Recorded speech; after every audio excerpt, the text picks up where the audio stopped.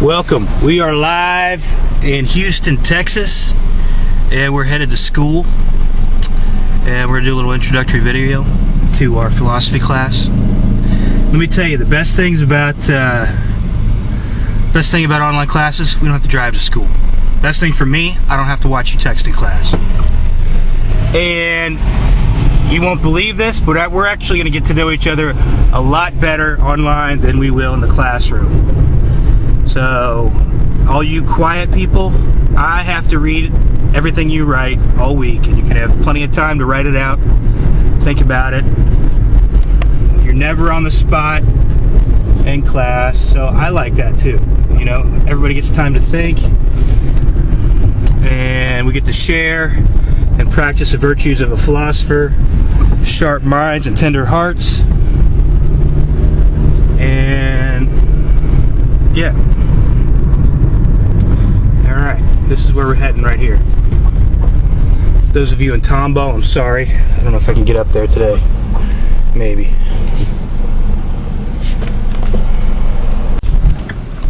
Alright, here we are. Lone Star.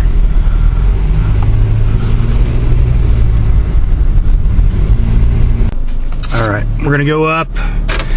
We're going to do some work on your course, introduce you guys. Look at this, broke this off.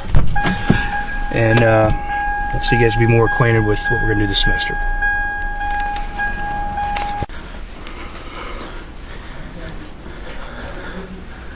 This place is kind of cool. We're going to go to the 8th floor, take the great glass elevator.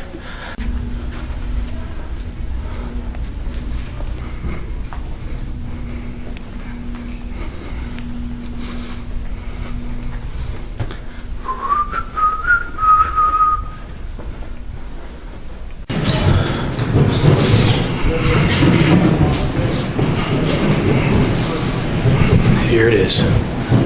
My niece loves to go up on this thing.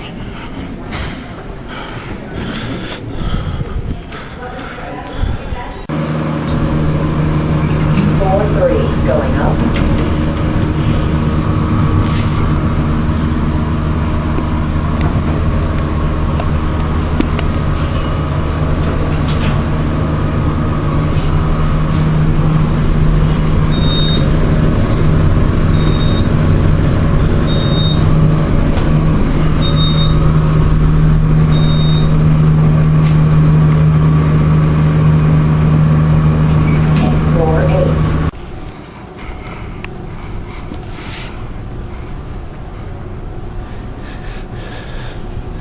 Here's our offices. Our department.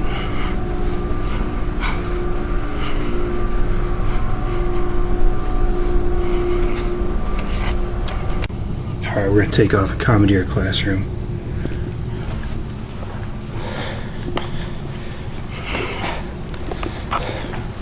And we'll go over the syllabus. Actually, let's just do content, what we're going to talk about this semester. See if we can't get you guys excited about the philosophy stuff.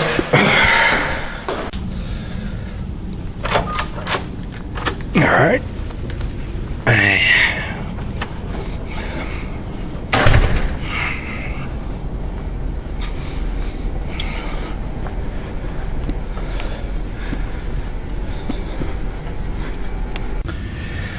Alright. Well, welcome to my old classroom for talk about world religions here.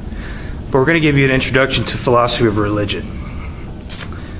Okay, the textbook is an anthology by, who is this guy? David Stewart. David Stewart. Alright. And we will cover a lot of things in here. We're going to jump around. But this is going to be a standard course in the philosophy of religion. Religious experience, religion in life, religion in human destiny, arguments for God's existence, the problem of evil, faith and reason, religion and current issues. We're going to skip around. If I get sick of a topic, we might switch something else. So some things I do every semester, some things couple units, sessions, I'll throw in some different questions to spice things up. All right, we will first, in the first week, introduce you to philosophy. What is it? And basically, this is the most important class you'll take in your college career, in my view. All right, a lot of us have not thought about anything very deeply in our lives, and that's what philosophy trains you to do. So we'll look at the four major divisions of philosophy: logic, metaphysics, epistemology, and ethics.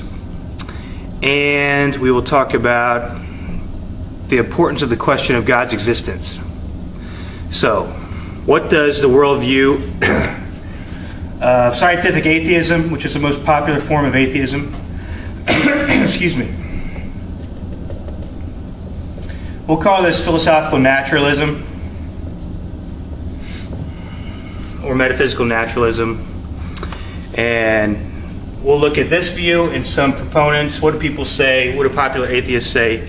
What do we lose if there is no designer God of the universe who's involved in human life? All right? So a lot of people say, what do you lose? You lose good and evil. You lose right and wrong.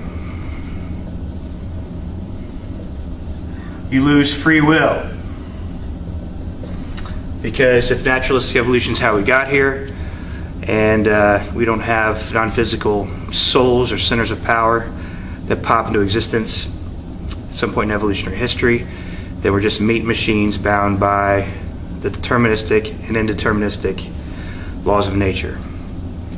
All right, so rivers don't have free will. Lava flows don't have free will. Human beings don't have free will either. It's illusion on naturalism. All right, meaning and purpose in life. We might have the purposes we give ourselves, but as far as ultimate meaning and purpose to human history, it's not there. We're just ants on an anthill that somebody kicks over after a few thousand years. So whatever ants build and you go out there and kick over the ant pile, same thing in human history. Pyramids, the great American experiment in democracy, and liberty just for nothing, ultimately.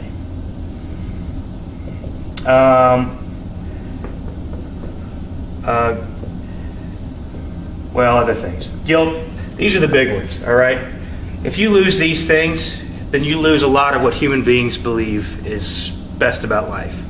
All right? If you watch any movie and you see certain things, guilt, forgiveness, redemption, all right? Even reason itself is at stake for many atheists.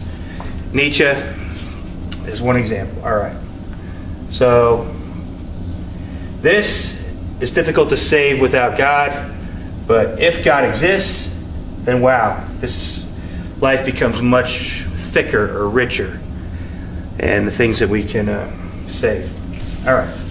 So we'll reflect on that, discuss it in the first week. Then we will look at particular arguments for God's existence. The first one we'll look at is by William Lane Craig. Well, he resurrected this medieval Islamic argument called the Kalam. The Kalam cosmological argument. So he resurrected this in the 1970s. It's been a very popular and interesting argument for God's existence. After that, we will look at the most popular design argument today, the fine-tuning design argument. Another word for this, teleological arguments. So, Robin Collins will read his stuff, and we'll read responses to Collins, and you guys can evaluate. All right, these initial parameters, constants in the universe, why are they so fine-tuned for life to evolve on this planet? All right. Then we will look at, we'll do some, what are we going to do? The moral argument for God's existence. Now, for me, I think this is one of the most powerful arguments. I didn't think so originally when I started teaching, but now it's big for me. So if moral values exist, if good and evil exist, then this makes God's existence, I think, more probable than not. Otherwise, good and evil, right and wrong, just become illusions and emotions programmed in us thanks to a fluke in evolutionary history. All right, so we'll explore that and the different options there. What makes is the existence of good and evil, does that make God's existence more probable than not? I think it does, but you guys be the judge. So C.S. Lewis, William Sorley, William Lane Craig, Richard Swinburne, some others will draw on for that. Next, we will do some philosophy of mind.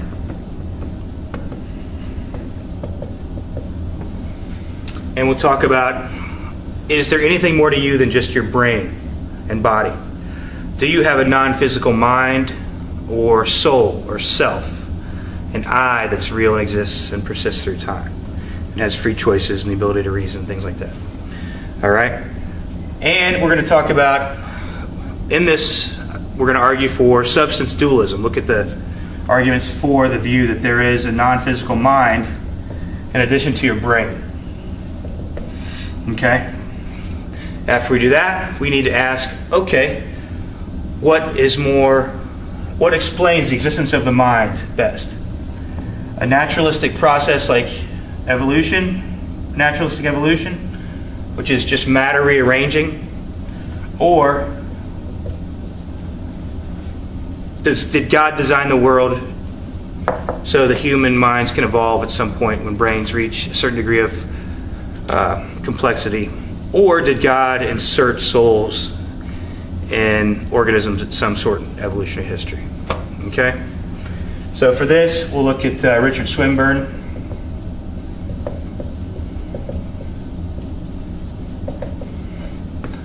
He was one of my favorite Christian philosophers. And, yeah, see which hypothesis is most reasonable. Naturalism or theism? All right. So this is something most people don't talk about, but I think it's a lot of fun, and I think this argument from mind or the argument from consciousness is pretty powerful myself, but I could be crazy. All right. After that, we will look at issues in faith and reason. We'll read some standard articles there. Clifford and James. We'll look at, I think, Swinburne and maybe Plantinga and William Lane Craig on some of those issues. Then we will take our midterm exam. Then we'll do the major argument against God's existence, which is, that's right, the problem of evil, which you hear in movies and on the street every day. All right, if God exists, or if you look at all the evil in the world, does that make God's existence more probable or less probable? All right? We look at Ebola, the Holocaust, terrorism, childbirth, tsunamis, hurricanes, cancer. Look at all this evil. And does the existence of this, is there just too much evil to make God's existence probable? You guys be the judge. All right? Now, we'll also look at every worldview's problem of evil. Every religion and worldview has a different problem of evil. Now, personally, I think the atheist or the naturalist problem of evil is worse than the theist. Which, the problem with naturalism, the problem of evil in naturalism is nothing is wrong. Nothing has been wrong in the history of the world. Everything is natural. So, the Nazi death camps are just as natural as a Hurricane Katrina. All right? Child sexual slavery is just as natural an institution as rain this afternoon. So, but to go back to the moral argument, I think there's nothing more obvious that things are wrong in the world. Holocaust was a pure example of pure evil. All right? and child sexual slavery, another example of pure evil in the world. All right? So, we'll look at the problem of evil, and then basically throughout the semester you're going to look at the arguments for God's existence, the arguments against God's existence, then you're going to weigh them. And we need to approach this. I think it's a bad epistemological starting point to assume God doesn't exist and assume you need to be talked into God's existence. I think J.P. Moreland is right when he says, no, we should be neutral scientists or jury members. And we come to a question, we just throw the evidence on the table, and which hypothesis, the atheistic or the theistic hypothesis, is more probable in light of the evidence. Okay? So that's how we're going to approach it this semester. All right. Next, we'll deal with life after death. Life after death, we will have covered a little bit of the philosophy of mind, whether or not we have non-physical souls which could survive bodily death. And we'll look at near-death experiences.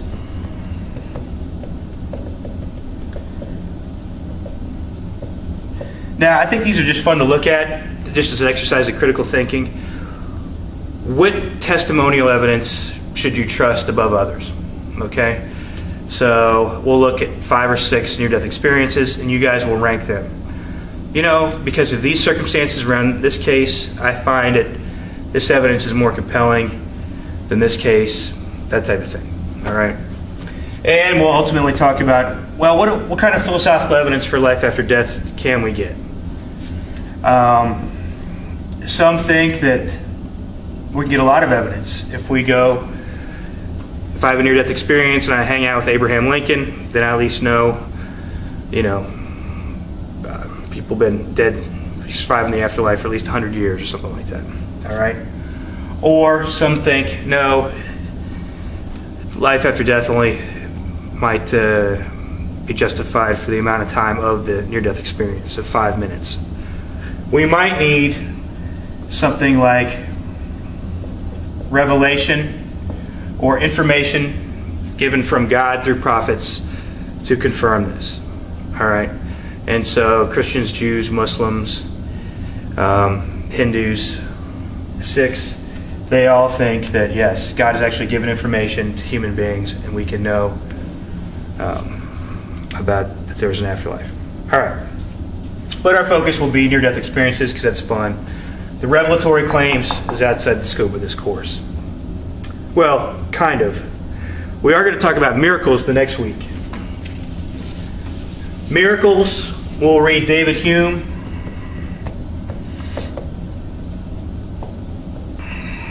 Section 10 of his inquiry of miracles on miracles. And these are popular arguments still given to this day against why we should not trust any testimonial claims about miracles. Now, I do think this is a great section for critical thinking again. You guys will be jurors in a courtroom, and some of you guys are watching that show, Making of a Murderer. How do you evaluate all this testimony? How do you evaluate all this evidence?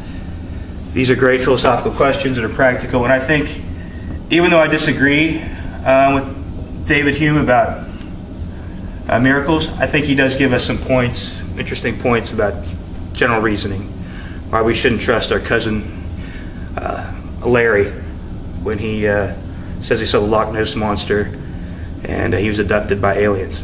All right. So we'll look at miracles. Also, we'll look at some of the evidence for the resurrection of the person of Jesus. So we'll be drawing on some Richard Swinburne, William Lane Craig for that, and also William Rowe, another atheist. So I think it's helpful to look at Hume's arguments against miracles and then apply those to the resurrection of Jesus. All right. Then we'll talk about pluralism and particularism. This is a big question, and it was a problem for me when I was an undergraduate. All right, pluralism. You know how to spell that. All right, this is the problem of other religions. Okay? There's two problems. there's the unsophisticated and the sophisticated problem. Now, in about 10 minutes, you can realize that, guess what? All worldviews cannot be true. All right? Given the law of non-contradiction, you can't have P and not P both be true at the same time. So it can't be the case that God exists, and it can't be the case that it is not the case that God exists. So, the law of karma can't be real in governing our lives, and also the law of karma cannot at the same time not exist. Okay? So God exists, He either cares about us, He doesn't care about us. God exists, God doesn't exist. Karma is real, it's not real. Alright? So, that's the unsophisticated problem. We have to realize not everybody's right. Okay? And science and religion are the same thing. We're talking about reality. Alright? Whether the earth goes around the sun or the sun goes around the earth. This is just a fact about nature. And there's going to be facts about God's existence and the soul and karma. And whether or not we can discover them is another question, but they all can't be true. So the sophisticated, the real problem of pluralism is, listen, if there's a good and loving God, why would He only give us one way to heaven or salvation? Okay, so this is kind of an eternal problem within every worldview, because every worldview is exclusive. So we'll talk about that. I think there's good answers there, and it's worth talking about. All right, then we will talk about religious experience. Different types of religious experiences. You have Acts chapter 9 in the New Testament, the Apostle Paul. Well, Saul, he persecuted Christians all around Jerusalem, and then all of a sudden he had an experience of Jesus and became the Apostle Paul, who wrote a third of the New Testament. All right. We'll also talk about different experiences we can have in life. And from my point of view, I think God does exist and loves us and reveals Him or herself to us every day in small ways. Okay? Maybe I'm crazy, but you guys have got to be the judge, and we'll talk about these different types of religious experiences and the potential evidence for God's existence. All right? So, we will do that. Then we'll talk about God and purpose in life, which we'll go back to, I think we'll read Nietzsche and Jean-Paul Sartre and William Lane Craig, and that's it. And talk about these existential issues of meaning and purpose in life and how important they are. All right, in the last week, we'll take our final exam and we'll spend some time on the discussion board just talking about complimenting each other and the things we learned. And did we acquire more evidence for God's existence, more evidence for God's non-existence? Where are we in all that? And that type of thing. And you'll turn in your worldview paper a few weeks before that, where you're going to analyze your own worldview, and you're going to mention at least 6 of our philosophers that we mentioned. All right. That is our philosophy of religion course. Welcome. We're going to have a good time. We're going to get to know each other pretty well. So I did love when I taught in this classroom, but sometimes it's a pain to come to campus, and we can't have a class party online, so that's disappointing. You don't get a view like this online. But I will be reading what every single one of you writes, and you're going to have a great opportunity to think about things, be thoughtful, and yes, every shy person in the class will get to know. That's why I love online learning better in this environment. All right, we'll see you on the discussion board. My name's Tuffer. Peace. Look at this, University of Houston. There's like 10 schools on this campus.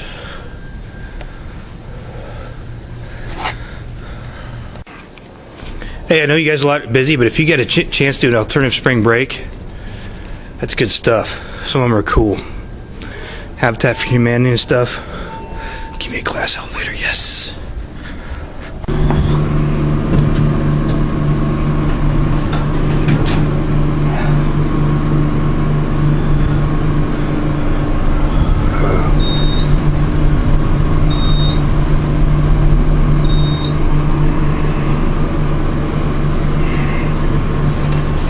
Four, going down. Take it easy. Look, Thanks. it's down.